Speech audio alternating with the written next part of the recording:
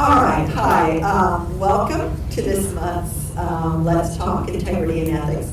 And we are going to revisit a subject today we talked about a year ago. It's been quite a while now, which is about something kind of sad, which is when any of you, it comes the time that you decide you're going to talk to someone about working someplace besides here.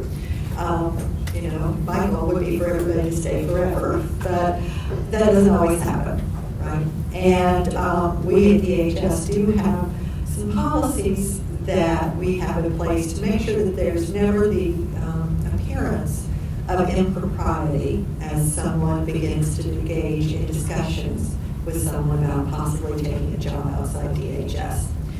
This has all become very, I guess one of the reasons we're doing this is because this became very real for me in the last few weeks, as we had a couple of people that I work closely with on a day-to-day basis who unfortunately have decided that it's time for them to move into other careers. And while I wish them well, I do hate to see them go. And y'all are probably familiar with that because a lot of this, their departures have been in the newspaper. But the reason I want to talk about it today is because they handled it really well, both for themselves and for the agency. Y'all probably saw that Kelly Link, our Chief of Staff, Legislative and Intergovernmental Affairs, is leaving. But Kelly, when he decided to start talking to someone outside the organization about leaving, he did follow our policy, and we'll talk about that and how it works. He talked with the ethics officer, he put the right things in place. So, unfortunately, by the time I knew, the only time I knew was once Kelly had already accepted an offer and came to tell me. And I, like I said, I hate to see him go, but he did it all the right way. Same with Catherine Silva, and you at DMS may know that. She also followed this policy. And while her negotiations took several weeks, I had no idea. So we want to make sure everybody's really aware of the policy, how it works, and why it works, and being sure that you as an employee are protected if you do follow this policy. So I'm going to start by having Jim Rader, our ethics officer, talk about how our policy works, and we'll talk a little bit about why. Jim? Okay. The policy that Cindy's referring to is DHS 1006. Got put in place about a year and a half ago, a little longer, January of 18. And as she said, the last couple of more noteworthy events that made the press, those folks actually followed that policy to a T. When they discovered that they were going to engage in talks with outside entities where there might have been a conflict, a potential conflict, or an appearance of impropriety, they approached me. We went over their current roles. If you look at that policy, I'm bound by confidence as the ethics officer, unless I can't be. And when I say that, I mean, with Catherine Silva, we actually had to go to her supervisor once she approached me and look at what her functions were. We decided there was no built-in conflict, but we took some steps to make sure she stayed out of certain areas of operations within DMS where it might have dovetailed with her future role at the other employer had she accepted it. And you went to Catherine's supervisor with Catherine's knowledge and permission. In fact, yes, we met together, yes. This has actually happened a lot since that policy came into place. Some folks at the outset of the discussions, there have actually been cases where I would say, that's not going to work. You can't leave here and go there for 1 year. There's just no way. And that they really don't ever engage formally then with that entity. Sometimes I can do it without. Cindy was Kelly's direct supervisor.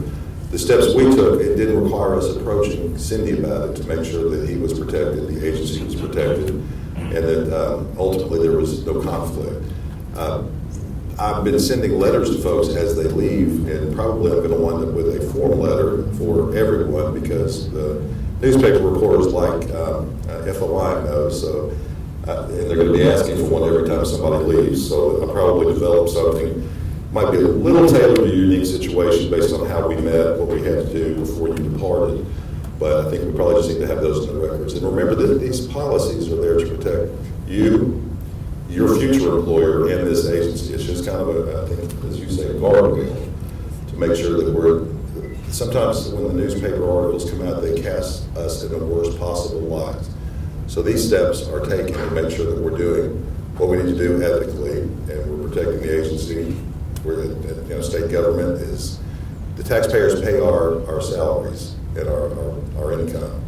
They don't have a sense of humor about things, and so we have to be very mind our P's and Q's and turn square corners.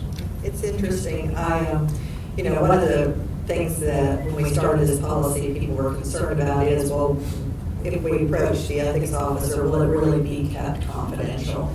One of the reasons I want to share this today was because when Kelly came in on that Friday and told me, Jim had known for a while, I've been working with Kelly for a while. I had no idea.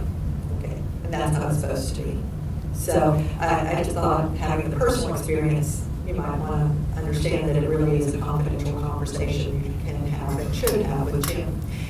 If you're listening to this and you're thinking, well, this doesn't apply to me, that's only if you're a chief, a division director, deputy director, no. It's not just the policy applies, but honestly, the situation that could bring the policy into play really does apply. So, Tanya, why don't you talk about this a little bit? Tanya Williams, who is the director of the Division of Child Care and Early Childhood Education. We didn't introduce ourselves as we started. So I'm going to talk about it really practically, and it certainly applies not just to our division, but to a couple of entities within the agency that do program monitoring or regulatory processes. If you're monitoring an agency or making sure they're in compliance with your rules and regulations, let's just say that you go out to visit a program and maybe you've visited them, you've monitored them for a year or two, and they say, hey, I have a job opening, would you be interested? At that point, you can certainly say to them, hey, let me get back with you on that. Immediately contact the ethics officer so that you put guardrails around yourself and protect yourself. Because if you do not do that, you're setting yourself up for potential impropriety that you were negotiating, a situation with someone that you're already regulating. Maybe you give them a pass as you do a visit because you don't want to make them mad and you're going to go to work for them. You see how that can get a little bit murky? So if that ever happens to you, if you're in that regulatory role, you want to immediately notify the ethics officer so that you can you don't have to let your supervisor know. I always think it's a good idea if you do. But Jim will be able to guide you through, or the ethics officer will be able to guide you through the best process. And it's really good to recuse yourself from monitoring someone that you might be in a potential, job search with. And Jay Hill, who is the director of our Division of Aging, Adult, and Behavioral Health Services.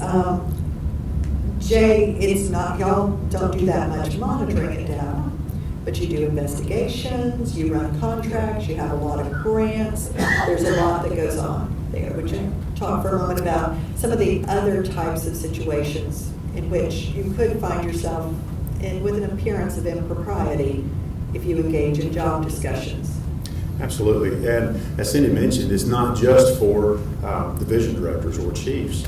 You may find yourself in a position where on a grant or a contract, you have participated in the development or have participated in the awarding of a grant.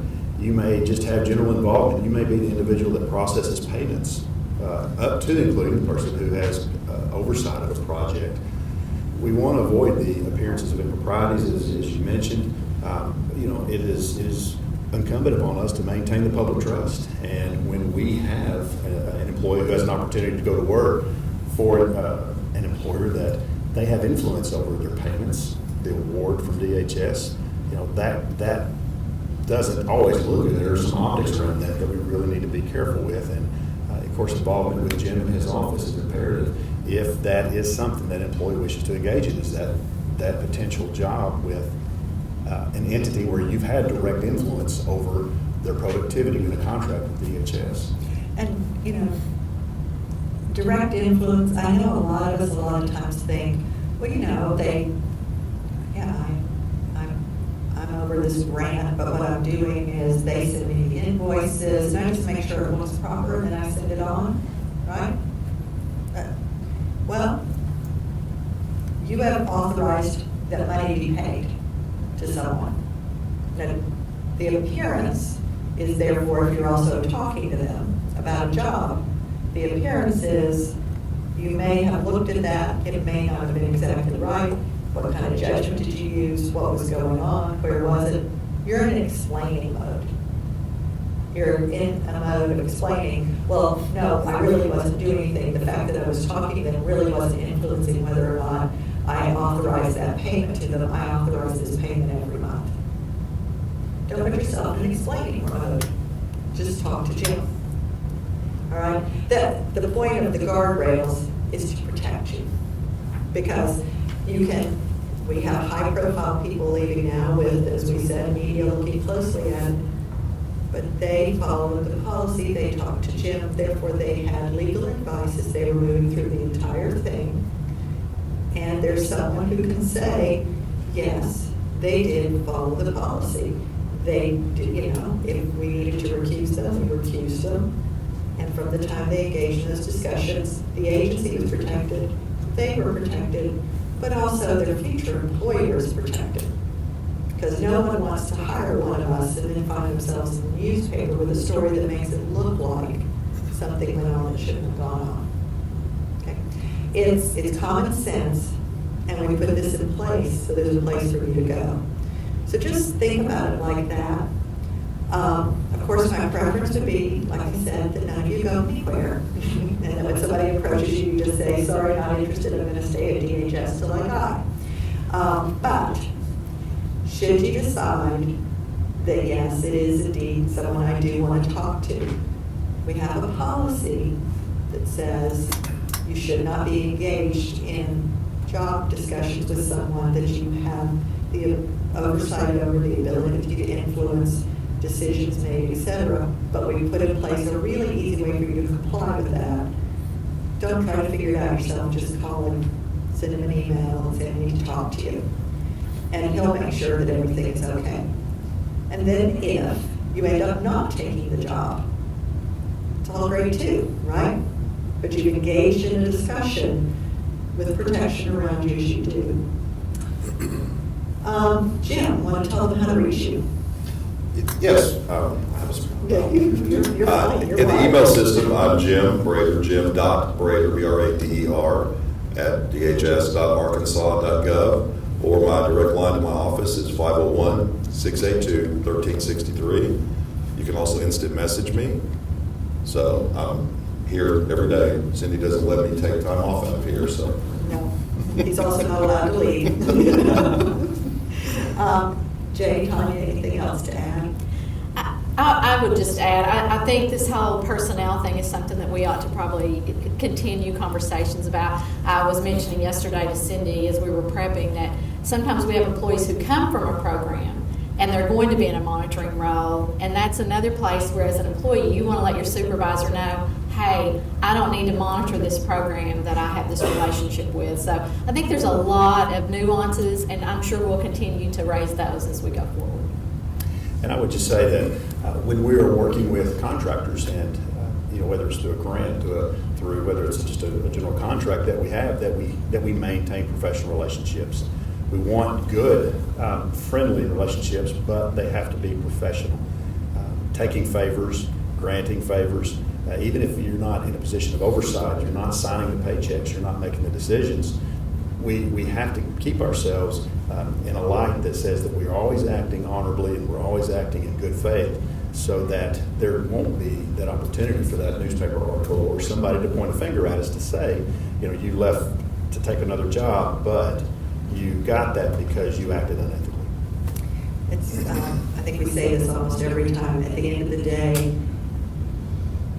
as Tony was giving her example, just think about whether or not what you're doing makes you uncomfortable or puts you in an uncomfortable situation, right? And that your gut is one of your best things to keep you aware of whether or not you're in a situation that you might want to talk to somebody about, or just make sure you don't get into. one you just described to me. It's a simple thing of, you just work with a group of people, you really like them, you come to work here. How comfortable are you gonna be when you're the one who has to go back and say, they're screwing up? Just don't let yourself be put in that situation. Tell your supervisor and say, I know them, I used to work with them. Okay. You won't be in that uncomfortable situation, and everything will be okay on those sides. So, a lot of it's common sense. And just don't be afraid to talk to your supervisor about things, or as I said, to call the ethics officer. That's what part of what he's here for, is to do that. Thank y'all for sitting in again, and please do continue to send us topics, things that are of interest, issues that you're finding yourself trying to think through. We are getting a number of questions now about gifts, and so one of the things we may talk about next month is gifts and lunches and going to conferences and things like that. But issues that are coming up for you in real life, please send them so that we can talk about them and kind of help make sure we're all thinking these through together. Thank you very much.